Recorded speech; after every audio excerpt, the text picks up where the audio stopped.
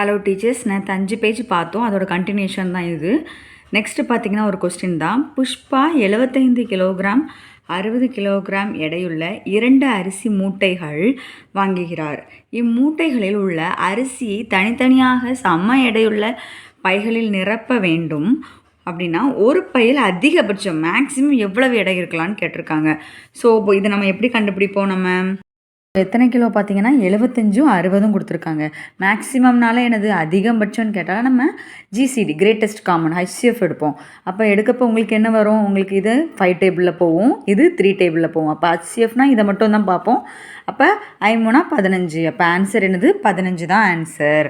So இதுக்கு 15 தான் நமக்கு ஆன்சர், ஆப்ஷன் பி. அடுத்தது எவை சார்பகா எண்கள் அப்படின்னு கேட்டிருக்காங்க. அதாவது ரிலேட்டிவ்லி ப்ரைம் அல்ல அப்படிங்கிறது கேட்டிருக்காங்க.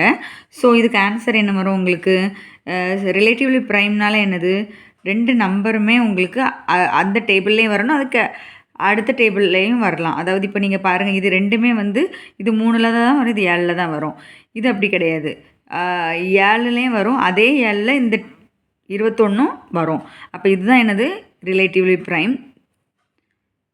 ஸோ 8 9 அந்த 8 வேறு டேபிள், 9 வேறு டேபிள். ஸோ இது வராது. ஸோ இதுதான் வரும். 7 21 தான். 7ங்கிறது ப்ரைம் நம்பர், அதே ப்ரைம் நம்பரில் வரக்கூடிய ஒரு டேபிளாக இது இருக்குது. ஸோ ஆப்ஷன் பி தான் இதுக்கு ஆன்சர். அடுத்தது பார்த்திங்கன்னா டெசிமல்ஸ், அதாவது தசம முறை அப்படின்னா என்னென்னு பார்த்தீங்கன்னா, தசம எண்கள் என்பது முழு எண் பகுதியும் தசம பகுதியும் சேர்ந்த எண்களாகும். அதாவது வேறு ஒன்றுமே இல்லை, 2 பாயிண்ட் ஒரு முழு நம்பரும் அதுக்கு அடுத்தது டெசிமல் நம்பரும் இருக்கணும், பாயிண்ட்டுக்கு அடுத்தது நம்பர்ஸ் இருக்கணும். அதை தான் என்னது டெசிமல்னு நம்ம சொல்லுவோம். 10 அடுக்குகளை பகுதிகளாக கொண்ட பின்னங்கள் தசம பின்னங்கள் ஆகும்னு சொல்லுவோம். இப்போ இதோட அடுக்குகள் எப்படி நம்ம சொல்லுவோம்னா டிவைடட் பை 10 அப்படின்னு நம்ம போடுவோம். இப்போ 2.0 அப்படிங்கிறது என்னதுன்னா 1.2 நம்ம எப்படி எழுதிக்கலாம்? 12/10 அப்படின்னு 10ன்னு நம்ம எழுதிக்கலாம். 10 அடுக்குகளாக நம்ம எழுதிக்கலாம். ஸோ அந்த 10 அடுக்குகளாக சொல்லக்கூடியது என்னன்னு சொல்லுவாங்க? தசம பின்னங்கள் அப்படின்னு நம்ம சொல்லுவோம். தசம எண்களில் தசம புள்ளிக்கு இடப்புறம் வரும் எண் முழு எண் பகுதி என்றும் வலப்புறம் வருவது தசம பகுதின்னு சொல்லுவாங்க. அதாவது ஒரு நம்பரில் இந்த புள்ளிக்கு முன்னாடி இருக்குதுல்ல, அதை என்ன சொல்லுவோம்? நம்ம முழு எண்ணுன்னு சொல்லுவோம். அதுக்கு அடுத்த வரக்கூடிய எண்கள் என்ன சொல்லுவோம்? தசம பகுதின்னு நம்ம சொல்லுவோம். அடுத்தது பார்த்திங்கன்னா, எல்லா தசம பகுதியின் மதிப்பும் 1ஐ விட குறைவானதாக தான் இருக்கும். அதாவது இந்த புள்ளிக்கு அடுத்து வரக்கூடிய எல்லா நம்பரும் எதை விட தான் குறைவாக இருக்குமா? 1ஐ விட குறைவு தான் அப்படிங்கிறத சொல்கிறாங்க. ஏன்னா எல்லாமே பாயிண்டில் தான் வருது. அது 0 விடையான்னு இது கேட்பாங்க. ஸோ 1ஐ விட குறைவானதாக ஞாபகம் வச்சுக்கோங்க.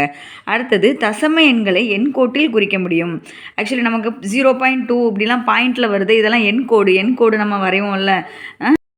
இந்த மாதிரி நம்ம 1 2 0 -1ன்னு வரையக்கூடிய எண்கோட்டில் வரைய முடியுமான்னு கேட்டால் வரைய முடியும். பாயிண்டில் நம்ம இதை 0னா 0.1 0.2ன்னு நம்ம எழுதிக்கலாம். ஸோ தசம எண்கள் எண்கோட்டில் வரும் அப்படின்னுங்கிறது நோட்ஸு. அடுத்தது தசம எண் டெசிமல் நம்பர்ஸ்னால் என்னது? இப்போ பாருங்களேன், 634.637 இப்படி கொடுத்துருக்காங்க. இதை நம்ம எப்படி நம்ம டெசிமலில் எழுதலாம் அப்படின்னு பார்த்தீங்கன்னா, இது 1 10 100. அப்போ இது என்னது? 600 + 3 × 10 and 4ன்னு எழுதுவோம். புள்ளிக்கு அடுத்த வரதை 10 அடுக்குகளாக எழுதுவோம். அதை தான் நம்ம இதில் பார்த்தோம், 10 அடுக்குகளாக நம்ம இதை எழுதலான்னு. ஸோ 6/10 3/10², 7/10³ அப்படின்னு 10 அடுக்குகளாக நம்ம எழுத முடியும். ஸோ டெசிமல் நம்பர்ஸை எப்படி எழுதலாம்? இந்த மாதிரி நம்ம எழுதலாம். இப்போ 0.7 அப்படிங்கிறதுக்குன்னா 0.7க்கு அடுத்தது ஏதாவது நம்பர் வரும்னு பார்த்தீங்கன்னா 0 போட்டாலும் ஒன்று தான். 0ங்கிறது எத்தனை 0 போட்டாலும் அது 0.7 தான். ஸோ இதுவும் ஈக்குவல் தான். இப்போ 2 டெசிமல் நம்பரை ஆட் பண்ண சொல்கிறாங்கன்னா எப்போவுமே புள்ளியும் நேராக தான் இருக்கணும். ஸோ அந்த புள்ளிக்கு நேராக வச்சு நம்ம என்ன பண்ணணும்? நம்பர்ஸை நார்மலாக ஆட் பண்ணுற மாதிரி இந்த மாதிரி நம்ம 31 6 தனியாக ஆட் பண்ணணும். புள்ளிக்கு அடுத்த உள்ளது தனியாக நம்ம ஆட் பண்ணி ஆன்சர் கண்டுபிடிக்கணும். நெக்ஸ்ட்டு பேஜ் நம்பர் 7, குறையற்ற முழு எண்கள், அதாவது ஹோல் நம்பர்ஸ் அப்படி அல்லது நிறைவெண்கள் அப்படிங்கிறது என்னதுன்னா W = 0 1 2 3 நம்ம சொல்லுவோம். அதாவது நேச்சுரல் நம்பர்ஸ் இயல் எண்கள் அப்படிங்கிறது என்னது? மிகை முழு எண்கள்னு இது சொல்லுவாங்க. அப்படிங்கிறது 1 2 3. 1 2 3 கூட 0 வந்துச்சுன்னா என்ன சொல்லுவோம்? ஹோல் நம்பர்ஸ்ன்னு நம்ம சொல்லுவோம். முழுக்கள், அதாவது இன்டீஜர்ஸ்னால் என்னது? இசட்டுங்கிறதுல மைனஸும் வரும் ப்ளஸ்ஸும் வரும். -2ல் இருக்கக்கூடிய -2 -3ன்னு எல்லாம் வரும். 1 2 3ன்னு சொல்லிட்டு எல்லா நம்பரும் வரும். அது எல்லாமே இன்டீஜர்ஸ்ன்னு நம்ம சொல்லுவோம். குறை எண்ணுடன் அதே அளவிலான மிகை எண்ணை கூட்டும்போது 0 கிடைக்கும். அப்போது ஒன்று மற்றதன் கூட்டல் தலைகீழியாக இருக்கும். ஸோ ஒரு குறை எண்ணு கூட அதே அளவிலான மிகை எண்ணை கூட்டும்போது இப்போ -2 அப்படின்னு இருக்குன்னா அதோட தலைகீழ் என்னது +2. இதை கூட்டுனீங்கன்னா என்ன ஆகும் 0 தான் கிடைக்கும் அப்படிங்கிறத நமக்கு சொல்கிறாங்க. ஸோ இந்த நோட்டை ஞாபகம் வச்சுக்கோங்க. குறை எண்ணுடன் அதே அளவிலான மிகை எண்ணை கூட்டும்போது 0 தான் நமக்கு கிடைக்கும். அதாவது ஒன்று மற்றதன் கூட்டல் தலைகீழி அப்படி கூட்டினீங்கன்னா என்ன கிடைக்கும் 0 தான் கிடைக்கும். அடுத்தது பார்த்திங்கன்னா மிகை எண்களின் கூடுதல் மிகை குறை எண்களின் கூடுதல் குறையாகும். மிகை எண்களின் கூடுதலை நம்ம என்னன்னு சொல்லுவோம் மிகைன்னு சொல்லுவோம். குறை எண்களின் கூடுதல் என்னன்னு சொல்லுவோம் குறைன்னு சொல்லுவோம். மிகை எண்களின் கூடுதல்னா என்னது இப்போ மிகைனா என்னது +2 +2 +3 அப்படின்னு என்னது வரும் உங்களுக்கு +5 கிடைக்கும். இது -2 -3னா உங்களுக்கு என்ன கிடைக்கும் -5 கிடைக்கும். ஸோ நிறைக்குனா நிறை குறைக்குனா குறை கிடைக்கும். அதை தான் அவங்க சொல்கிறாங்க. அடுத்தது எண் கோட்டில் வலப்புறம் செல்ல செல்ல எண்களின் மதிப்பு அதிகரிக்கும், இடப்புறம் செல்ல செல்ல எண்களின் மதிப்பு குறையும். நமக்கு தெரியும் எண் கோட்டில் இப்படி போச்சுன்னா வலப்புறம் போயிட்டே இருந்துச்சுன்னா எண்களோடது கூட்டிகிட்டே போகும். இதே இந்த -1 -2ன்னு போனீங்கன்னா -1 தான் யார் பெருசு -2வை விட. ஸோ இங்கே இந்த சைடு லெஃப்ட் சைடு போனீங்கன்னா அது மதிப்பு குறைய தான் செய்யும். அடுத்தது பார்த்திங்கன்னா ரியல் நம்பர்ஸ், அதாவது மெய்யெண்கள். விகிதமுறு எண்கள் மற்றும் விகிதமுறா எண்களின் சேர்ப்பு ஆகும். விகிதமுறு எண்கள் மற்றும் விகிதமுறா எண்களின் சேர்ப்பு தான் என்னது ரியல் நம்பர்ஸ். அதாவது ரியல் நம்பர்ஸுங்கிற பக்கம் அதில் உங்களுக்கு எல்லாமே வரும். நீங்கள் பார்த்தீங்கன்னா இப்போ சூழல் தசம எண்கள் நம்ம சொல்லுவாங்க, அதாவது ரெக்கரிங் டெசிமல்ஸ் அப்படின்னா 7 இப்போ 16க்கு மேலே இந்த கோடு போட்டோன்னா என்ன அர்த்தம்னா 16 வந்துக்கிட்டே இருக்கும். 8க்கு மேலே இப்படி கோடு போட்டிங்கன்னா 0.888ன்னு வந்துகிட்டே இருக்கும். இதை எப்படியும் எழுதிக்கலான்னு பார்த்தீங்கன்னா இப்போ 8/9 அப்படின்னு நம்ம எழுதிக்கலாம். ஒரு இது தானே கொடுத்துருக்காங்க. ஸோ ஒரு நம்பர்னால் 9 எழுதிக்கலாம். இப்போ இதில் பாருங்கள் 3 நம்பர்னால் 9 3 வாட்டியும் போட்டு எழுதிக்கலாம். அதுவும் ஈக்குவல் தான். ஸோ இப்போ இந்த மாதிரி கொடுத்துருக்காங்கன்னா இந்த முழு எண்ணை ஒருபடியாகவும் இந்த 84ங்கிறது ரெண்டுக்குமே வருது. அப்போ 2 9 போட்டு இப்படியும் எழுதிக்கலாம். ஸோ இது நீங்கள் இப்போ படிச்சுக்கோங்க. அடுத்தது நோட்ஸ் பார்க்க போகிறோம். எல்லா குறைவற்ற முழு எண்களுக்கும் தொடரி உண்டு. அப்படி தானே எல்லா குறைவற்ற முழு எண்களுக்கும் தொடரி நம்ம எல்லா நம்பருக்கும் இந்த மாதிரி உங்களுக்கு தொடரி எழுதிக்கலாம். ஸோ எல்லா குறைவற்ற முழு எண்களுக்கும் என்னது இருக்குது தொடரிங்கிறது இருக்குது. அடுத்து பார்த்திங்கன்னா 0வை தவிர எல்லா குறைவற்ற முழு எண்களுக்கும் முன்னி உண்டு. அதாவது இப்போ 2க்கு முன்னாடி யார் இருக்கா 1ன்னு நம்ம சொல்லிக்கலாம். ஸோ அந்த மாதிரி. ஆனால் 0க்கு முன்னாடி -1ன்னு நம்ம சொல்ல முடியாது. ஸோ 0வை தவிர மற்ற எல்லா எண்களுக்கும் பார்த்திங்கன்னா முன்னி இருக்குது. இப்போ -1க்கு முன்னிங்கிறது -2க்கு அப்படின்லாம் இருக்குது. ஆனால் 0க்கு மட்டும் என்ன கிடையாது முன்னிங்கிறது கிடையாது. அது இங்கிலீஷில் ப்ரீடெசஸர் நம்ம சொல்லுவோம். அடுத்தது கணித மேதைகளின் சக்கரவர்த்தி. கணிதத்துக்கே யார் ரொம்ப மேதையாக இருந்தவர் யாருன்னா பாஸ்ன்னு ஞாபகம் வச்சுக்கோங்க. கணிதையோட மேதை அப்படின்னா பாஸ், அதான் காஸ் அப்படின்னு ஞாபகம் வச்சுக்கோங்க. அடுத்தது பார்த்திங்கன்னா பின்னங்கள் தசம பின்னங்கள், ஃப்ராக்ஷன்ஸ் அண்ட் டெசிமல்ஸ். பின்னம் அப்படிங்கிறது என்னென்னா தொகுதி பகுதி. இது நம்ம சின்ன வயசுலேயே படிச்சிருக்கோம். தொப்பி தான் மேலே இருக்கும், பகுதி கீழே இருக்கும். ஸோ நியூமரேட்டர் அண்ட் டினாமினேட்டர் நம்ம சொல்லுவோம், மேலே உள்ள நம்பர் கீழே உள்ள நம்பர். சரி, ஓரின பின்னங்கள், அதாவது லைக் ஃப்ராக்ஷன் அப்படின்னா பகுதி மாறா எண்கள் உள்ள பின்னங்கள். அதாவது கீழே பார்த்தீங்கன்னா உங்களுக்கு பகுதி மாறவே மாறாது. இப்போ 1/2 அப்படின்னு இருக்குதுன்னா இப்போ 6/12 யோசிச்சு பாருங்கள். ஒரு 6 6 2 12 கேன்சல் ஆகி 1/2 தான் வரும். அப்போ மறுபடியும் இதுக்கு 2 தான் வருது. 3/2 2 தான் வரும். அப்போ கீழே உள்ள நம்பர் இப்படி மாறாமல் இருக்கக்கூடிய நம்பர்ஸ் எல்லாம் என்னன்னு சொல்லுவோம்னா லைக் ஃப்ராக்ஷன். இது கீழே உள்ள நம்பர் மாறி இருந்ததுன்னா அதை என்ன சொல்லுவாங்க வேற்றின பின்னம், அதாவது அன்லைக் ஃப்ராக்ஷன் சொல்லுவோம். பகுதி வெவ்வேறாக எண்ணாக இருக்கும். ஸோ இப்போது இதில் 3/7 8/7 இதில் யார் பெருசு ஒரே மாதிரி இருந்துச்சு அப்படின்னா எது பெரிய நம்பரோ அதை பார்த்து நம்ம கண்டுபிடிச்சிடலாம்.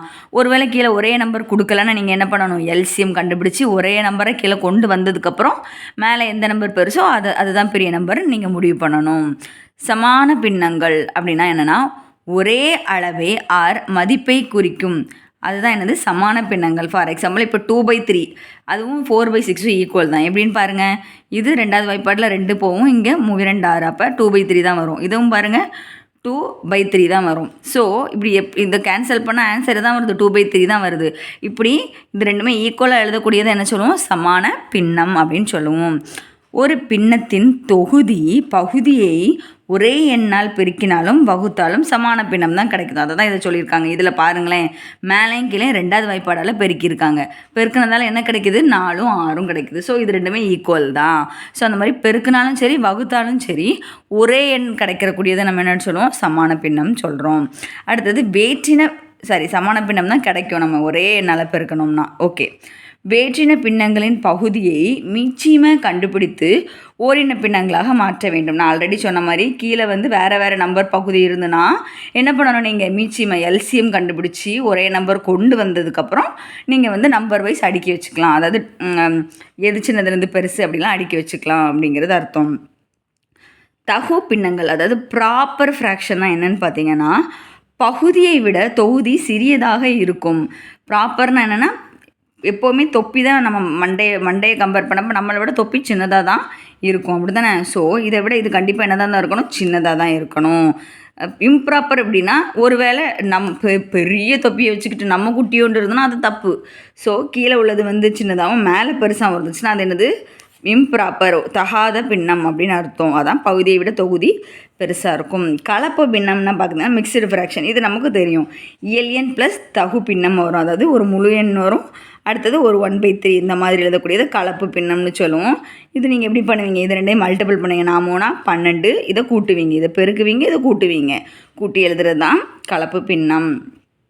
சரி, இதில் பார்த்தீங்கன்னா நோட்ஸு, முழு பகுதியை பாகங்களாக பிரிக்கும்போது பின்னம் கிடைக்கிறது.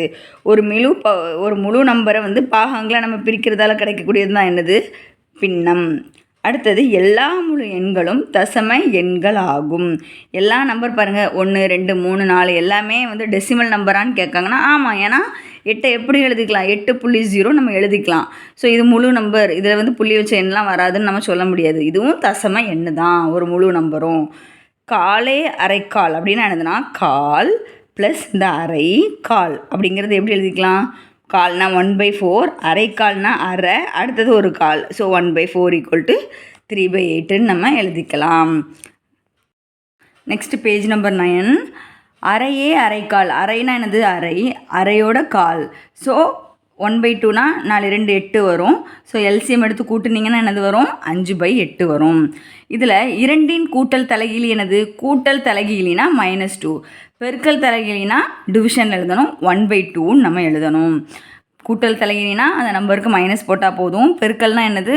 பெருக்கலுக்கு தலைகீழி ஃப்ரெண்டு யார்? வகுத்தல். கூட்டலோட சமணி, அதாவது ஐடென்டிட்டி என்னென்னா 0, பெருக்கலோட சமணி என்னென்னா 1. இது நம்ம ஞாபகம் வச்சுக்கணும் எப்போவுமே. கூட்டலுக்கு 0, பெருக்கலுக்கு 1. பூஜ்ஜியம் அப்படிங்கிறது என்னென்னா 0க்கு தலைகீழி யாருன்னு பார்த்தீங்கன்னா அதுக்கு தலைகீழியும் கிடையாது, இன்வெர்ஸ், அதாவது இன்வெர்ஸ் எதுவுமே கிடையாது பூஜ்ஜியத்துக்கு. நேப்பியர் அளவுகோல் கொண்டு எண்களை பெருக்க முடியும் அப்படின்னு சொல்லியிருக்காங்க. யாருன்னா ஜான் நேப்பியர். நேப்பியருங்கிறது எண்களை எப்படி பெருக்கலாமா? நேப்பியர் அப்படிங்கிற ஒரு அளவுகோல் வச்சு பெருக்கலான்னு சொன்னவர் யார்? John Napier. அவர் ஸ்காட்லாந்தை சார்ந்தவர். அடுத்தது வி போட்மஸ்னால் ஃபஸ்ட்டு விங்கிறது விண்கலம் அல்லது பார், மேலே போடக்கூடிய அந்த கோடுன்னு நம்ம சொல்லலாம். அடுத்தது பி பிராக்கெட், ஓனா ஆஃப், டினா டிவிஷன், எம்னா மல்டிபிள், ஏனா அடிஷன் அண்ட் எஸ்னா சப்ராக்ஷன். இது நமக்கு தெரியும். ஸோ ஒரு நம்பர் இப்படி உங்களுக்கு கொடுத்துருக்காங்க அப்படின்னா அதில் ஃபஸ்ட்டு எதை தான் நம்ம முடிக்கணும்? பாரை முடிக்கணும், அடுத்தது ப்ராக்கெட், அப்புறம் ஆஃபை முடிச்சுட்டு தான் division, multiplication, addition and subtraction வரணும். ஸோ இது கொடுத்துருக்கிறதுல பாரை ஃபஸ்ட்டு முடிச்சிங்கன்னா என்ன வரும்? 4/3னா 4 - 3 வரும். ஸோ 5 - இதுனா உங்களுக்கு அந்த 6 - 4 வந்துடும். இதோட கழிச்சிங்கன்னா அடுத்தது 2 - 3 - 2னா என்ன வரும்? உங்களுக்கு 1 தான் வரும். ஸோ இந்த மாதிரி ஒவ்வொரு இதை ப்ராக்கெட்டை முடிச்சு வரணும்னு சொல்கிறாங்க. ஃபஸ்ட்டு ப்ராக்கெட்டை முடிக்கணும், ஒவ்வொரு ப்ராக்கெட்டாக. அடுத்து பார்த்திங்கன்னா HCF. இப்போ ஒரு நம்பர் கொடுத்து உங்களுக்கு அதுக்கு HCF கேட்டிருக்காங்கன்னா இப்போ நீங்கள் எப்படி கண்டுபிடிக்கணும்னா HCF முதல்ல வரும். அந்த HCF of numerator by LCM of denominator. அடுத்தது LCM கேட்டிருக்காங்கன்னா LCM of numerator by LCM of denominator. இந்த ஃபார்முலாவை படித்து வச்சுக்கோங்க. இப்போ எக்ஸாம்பிள் பார்ப்போம். இப்போ 1/2, 3/4 இப்படிலாம் நம்பர் கொடுத்து இதுக்கு HCF கேட்டிருக்காங்க. இப்போ நார்மலாக கேட்டாங்கன்னா நமக்கு தெரியும், இந்த மாதிரி மெத்தடில் நம்ம பண்ணுவோம். ஆனால் இந்த மாதிரி பை போட்டு கேட்டிருக்காங்க. ரேஷ்னல் ஃபார்மெட்டில் எப்படி கேட்டிருக்காங்கன்னா எப்படி கண்டுபிடிக்கணும்னா என்ன கேட்டிருக்காங்க, ஹச்சிஎஃப் கேட்டிருக்காங்க. அப்போ ஹச்சிஎஃப்னா ஃபஸ்ட்டு மேலே எது தான் கண்டுபிடிக்கணும், மேலே உள்ளதுக்கு ஹச்சிஎஃப் தான் கண்டுபிடிக்கணும். ஹச்சிஎஃப் கண்டுபிடிக்க உங்களுக்கு தெரியும் யார் தான் வந்திருக்கா, 1 தான் வந்திருக்காங்க. அடுத்தது கீழே உள்ளதுக்கு எல்சிஎம் கண்டுபிடிக்க தெரியும். எல்லா நம்பரையுமே பெருக்குனிங்கன்னா 120 வருது. ஸோ ஹச்சிஎஃப் ஃபார்முலா என்னது, HCF by LCM equal to 1/120 தான் ஆன்சர். இதே இதில் எல்சிஎம் கேட்டிருக்காங்க. எல்சிஎம்னா என்னது, ஃபஸ்ட்டு மேலே உள்ளதுக்கு எல்சிஎம் கண்டுபிடிக்கணும், கீழே உள்ளதுக்கு ஹச்சிஎஃப் கண்டுபிடிக்கணும். கண்டுபிடிச்சிங்கன்னா 10/3 ஆன்சர் உங்களுக்கு வரும். அடுத்தது பேஜ் நம்பர் 10 எக்ஸாம்பிள் பார்க்க போகிறோம். 7/8 6/7 அப்படின்னு கொடுத்து ஆகிய பின்னங்களின் பெரியது எதுன்னு கேட்டிருக்காங்க. எது பெருசு? ஸோ நான் ஆல்ரெடி சொன்ன மாதிரி கீழே வந்து வேறு நம்பர் இருந்தனால என்ன பண்ணணும், நீங்கள் எல்சிஎம் கண்டுபிடிக்கணும். எல்சிஎம் கண்டுபிடிச்சிட்டு எது பெருசோ அதை பார்த்து மேலே உள்ளதை பார்த்து நீங்கள் போட்டுக்கலாம். ஸோ இதுக்கு ஆன்சர் நீங்கள் பார்த்தீங்கன்னா ஃபஸ்ட்டு ஒன்றுக்கு டி வரும். வருதாங்கிறத நோட்டில் செக் பண்ணுங்கள்.